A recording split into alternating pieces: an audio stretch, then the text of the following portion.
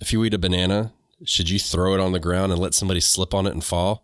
Or should you put it in the ground under your plants and feed it? It's fact or fiction right here on the Backyard Gardens podcast. To have a good harvest, one must plant good seeds and must also use the right kind of fertilizer. The carrots have grown large and firm. How good they will taste. Welcome to the Backyard Gardens podcast, where we talk about all things gardening. We are your hosts, Ben and Batavia, and you can find me gardening in the country. And you'll find me gardening in the city. Get ready as we dig deep into this wonderful world of gardening, where we learn to grow and grow for change. Hey everybody, thanks for checking out the Backyard Gardens podcast. If you like what we're doing and you want to continue to support the podcast, head over to our Patreon page to sign up. You can also make a one-time donation using PayPal. Both of these links are in the description. With your support, we can continue growing and helping others in their gardens. See ya! We want you to be a part of our gardening community. DM us a picture of your garden at Backyard Gardens TV on Instagram, and we will share it with our listeners. All right, everybody, before we get started, 2 announcements. One, it's about the 15th of the month, so we're going to be doing our drawing for our monthly seed giveaway. So check your emails, because we only give you 1 week to respond before we move on to the next person. And then 2, the fourth mini-sode of every month is going to be exclusive to the patrons. So we'll do the first 3 of the month, and then the fourth one's going to go to the patrons. But you're lucky, because we're going to talk about banana peels right now. So, first of all, have you ever... And there's an easy way to become a patron. So the links are below. So there's that. So before we say anything else about banana peels, have you ever slipped and fallen on a banana peel when you stepped on it? No, I've never. I feel like I need to one day. I feel like I just want to step on one and slide through the whole house, you know? No, but, there's a time frame once a banana gets to a certain level of ripeness that I can't stand the smell of it. And then there's also, once I peel a banana, I need to, it needs to be moved away from me. it's a nose thing. So you won't see a lot of bananas around my house, banana peels. Do you eat bananas green or when they're like brownish? I eat them at the cash register, because they clearly are going to be overripe by the time I get them home. No, in all seriousness, I like it a little bit firm just before it gets mushy if I'm eating it raw. And then anyway, any ripeness after that doesn't matter if I'm cooking it or if I'm freezing it or whatever. Yeah. But I'm going to be truth moment. Bananas are probably the thing that I waste the most when it comes to food, just because of that whole dance of the level of ripeness that I prefer. Yeah, they can get weird fast. So I like mine a little bit more ripe, but I also didn't eat bananas for a number of years because on boats, bananas are bad luck. So there was never a banana around. Oh, because of the whole slip factor? Mm-hmm. I don't know why it's bad luck. And I've asked many people, and they have never told me. But I know one thing. I always wanted a damn banana. So they're very good. And we all know that bananas are high in potassium. Mm-hmm. Yeah. So if you don't eat your bananas, And I've actually seen, I remember one time I had to go to the hospital and somebody was having some heart issues. Mm-hmm. And they checked and they're like, oh, your potassium level's low. So they gave them a potassium shot and they're like, go home and eat some bananas. Mm-hmm. So, that was a doctor saying that. So I'm like, okay. But that being said, when we put the banana peel in the ground under the plant, does it actually feed that plant enough potassium to affect it? You know what I mean? This is one of the places that I really struggle with these kind of, factor fictions or garden myths, because I always have a big question mark around, is it worth your while, or does it just feel good that, you've read that this would help your garden? Or do you just have something in there like, me, I normally turn my garden over at the end of every kind of, late summer, fall season, right? I'm pulling things out. Has it really had a chance to break down? Right. I don't know, And I don't do compost, so there's that. I mean, I guess maybe you do have an answer if you're looking at how much, how quickly your compost is breaking down. Lay it on us. So, oh man, you put me on the spot.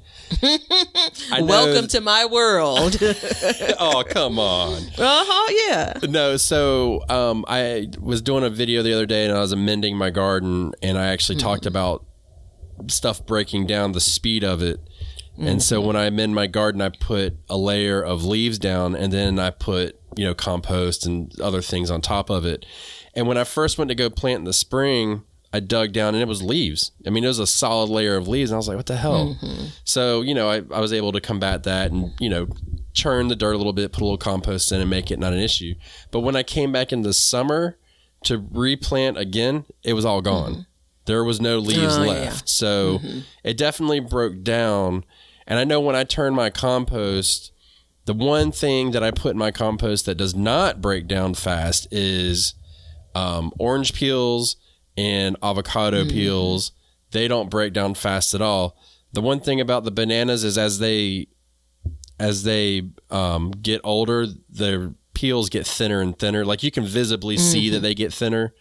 So, and I mean, if you let one sit on the counter and you take it off, you can tell it's like paper thin. So I do think that they break down. I just question, I question if it's true, but what I like is what you said is it just makes me feel good that I'm doing it. I read it and so I did it and it made me feel good. I feel like there's something there. Yeah. So so I am normally anti that, just doing a thing to do a thing, right? And in addition to how quickly it breaks down, or does it break down in enough time for it to be beneficial to your garden? I think you have to roll in quantity. How many do you really need? But in this moment, I just had this feeling of, well, maybe it's just simply okay if it makes the person feel good. As long as they're not out there like, swearing by it's the absolute truth if they're not sure that it's the absolute truth and it's just something that makes them feel good. Maybe that's okay. I don't know. What was your there? Miss Batavia's on fire right now. Hold on, wait. I almost sang This Girl Is on Fire, but that would be so offensive. Well, the one when you said like people are out there singing that it's true, like that's a real thing. Somebody does it, they get a good harvest, and a lot of people, you got to put the banana peels in there. Yeah, you got to put them in there because it's going to go in there. It works. I'm telling you, it works. You'll get that. Yeah. Now, I think that this can be a little toxic. I think that if you have soil issues, and maybe you have too much potassium. Maybe you should not put banana peels in your soil, so maybe. But how would you know that? By getting a soil test. Okay. So that's kind of, there's other signs that a plant will do, but really before you start breaking it down, it's like get a soil test. But I think before you'd have to worry about it, you'd have to be putting a lot of banana peels in. Did you catch the pass the alley-oop that I was setting up there? That was on camera, so I'm not sure if you saw that. Okay, but go on. There's a guy. I know a guy, and he's a landscaper. This was back in the day, and so where we live is the most northern that palm trees grow wild. They can thrive. Is the northern most tip of South Carolina on the coast. So I'm very close to that, but they don't grow naturally here. So we'll get because they're in a different zone. We'll get a good freeze, and I remember one year everybody's palm trees died. Everybody. So it's always kind of a little bit of a battle to keep them alive. And this guy was a landscaper. He owned his business doing it, and he would go and he would put a bundle of bananas at the base of the trees. That was like what he did. He said they all thrived whenever he did it.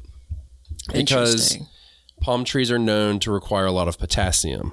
Okay. That being said, I'm not convinced. You know what I mean? Like, I'm still not convinced. Like, okay, as a palm tree, like, big deal. You know what I mean? Like, I'm not eating palm trees. You know what I mean? So if I apply that to tomatoes, I don't know. I love the idea of giving something back to the garden that you've used. So I love that concept, right? Which again, I love the concept of composting. I just can't bring myself to do it. But moving back to banana peels, I don't want, how should I say that? There's a saying now, it's like, insert this thing has you in a chokehold, like you can't get past it, right? I just don't want that, because these lists start to add up. You know, you have to do this and you have to do that and you have to do this. And I feel like it just complicates gardening unless we know it to be true, you know, which if you go back to the previous episode, I teeter on this whole, you know, is it okay to do it?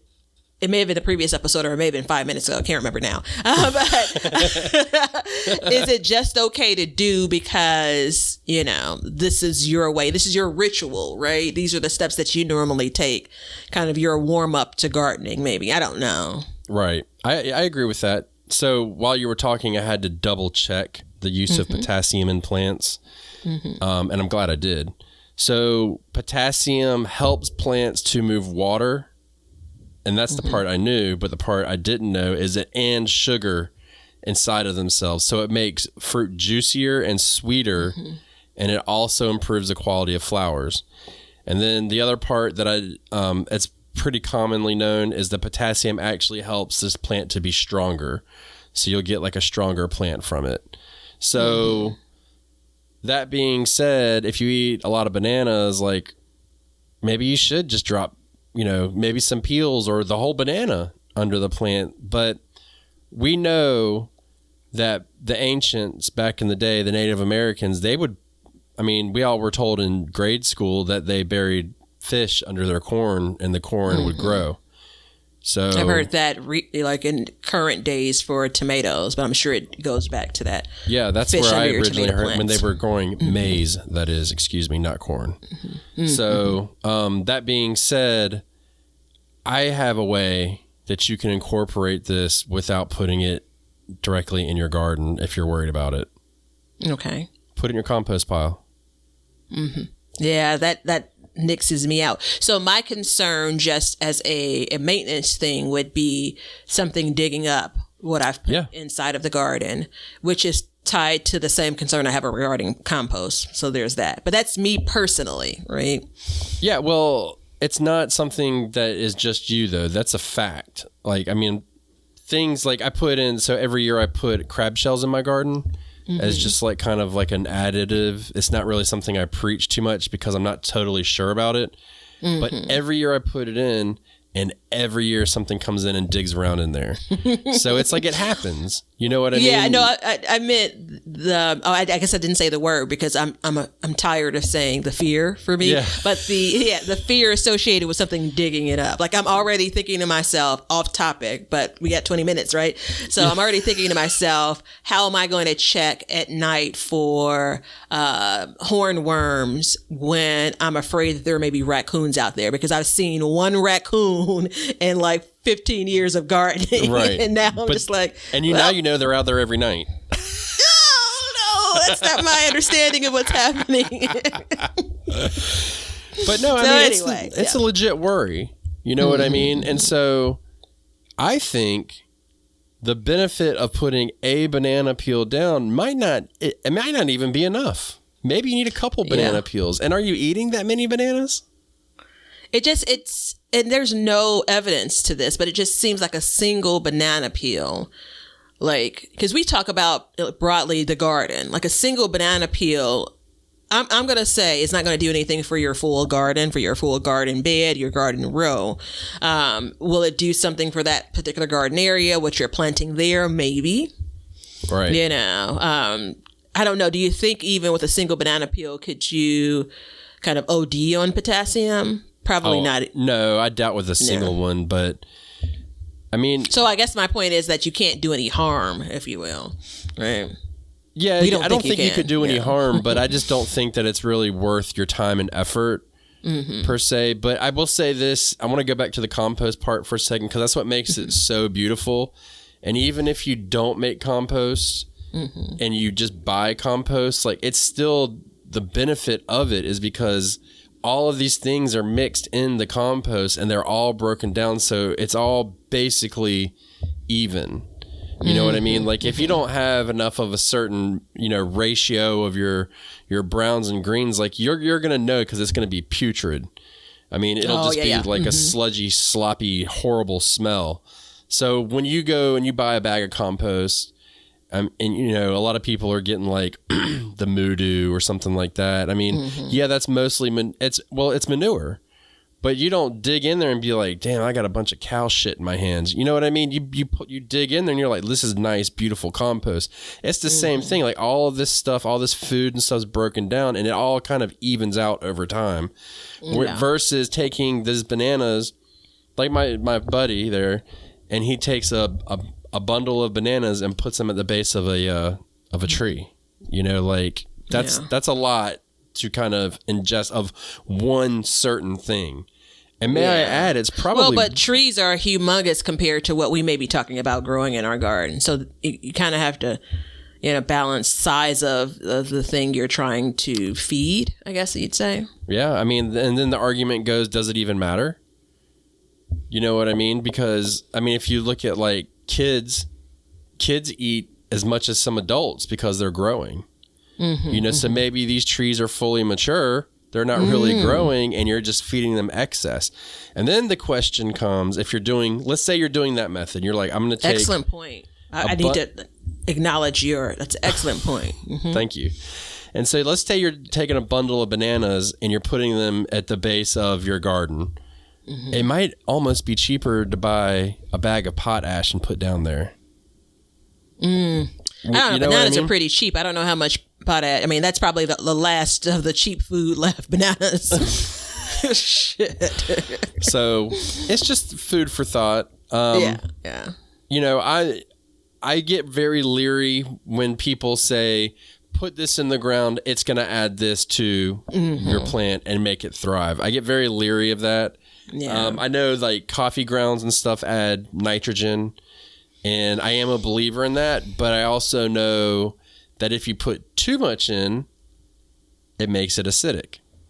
Yeah. So you have to kind of be careful for all of these things of, you know, if you have potassium issues, I'm going to say, well, first of all, let's stop. Let's rate it real quick. All right. So we're going to give it 1 out of 5 shovels of compost. What are you going to give it? 2, just because there's ignorance in my response. I don't know. So just when it comes to being believable, I don't want to be the ass that's just like, it's 1. Yeah. I was going to say 2. 1, but I can get on board with that. I can give it a 2. Just then I called everyone that gives it a 1 an ass, and you decided to bump it up a notch. Yeah, no, because it is one of those things that, like, I don't have a way to prove it. Yeah. So I mean, there seems to be something there. Like I get it, right? Like I firmly believe that the garden for eons was fed based on what comes out of gardens, right? So yeah. I firmly believe that. I just don't know if we're applying it in the proper way. The collective we. Yeah. So that's where my pause is. Yeah, I mean, what I was saying, because before we rated it, is if you have a potassium issue, I would not try to fix it with bananas. Oh, that's a good point. That is not a road I would go down. I think if I had a potassium issue, what I would do is I would go buy some potash and put in there and, do it appropriately instead of, and it's a very sexy idea to say, hey, I went to the grocery store and got everything I needed to feed my garden for the year. I think that's a very beautiful thing to say. It's very romantic to think in, your mind that you've done this all from nature. And I'm not saying you can't, but if you have like a specific issue, as much as I like organic gardening and everything, I have no problem letting technology step in to correct the course when it's gone off and to kind of make it better. I have no issue with that whatsoever.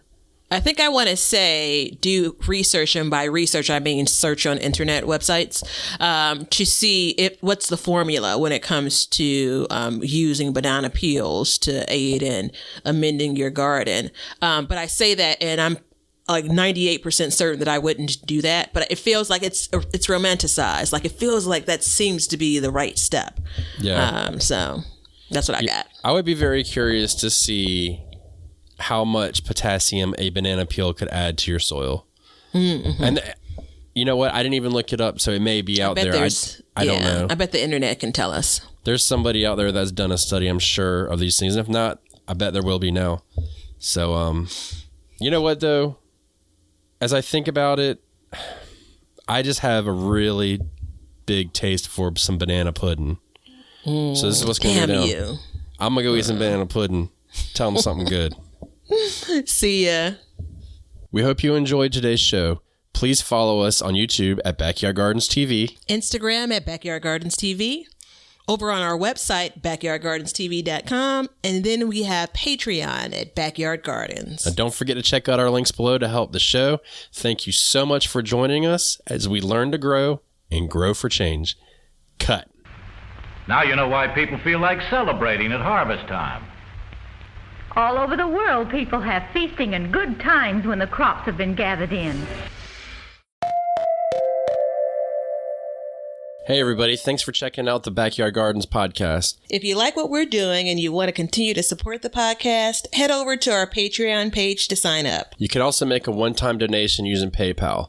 Both of these links are in the description. With your support, we can continue growing and helping others in their gardens. See ya. If you guys want some Backyard Gardens gear, Go to the link below and check out our t-shirts, mugs, pint glasses, and other gear. all purchases go towards helping to support the show, so thank you so much in advance, and we hope you enjoy. We want everybody to have a garden, and we're going to give you a chance to win free seeds every month. Head over to backyardgardenstv.com and enter your email address to be entered in all of our giveaways. Good luck! We want you to be a part of our gardening community. DM us a picture of your garden at Backyard Gardens TV on Instagram, and we will share it with our listeners.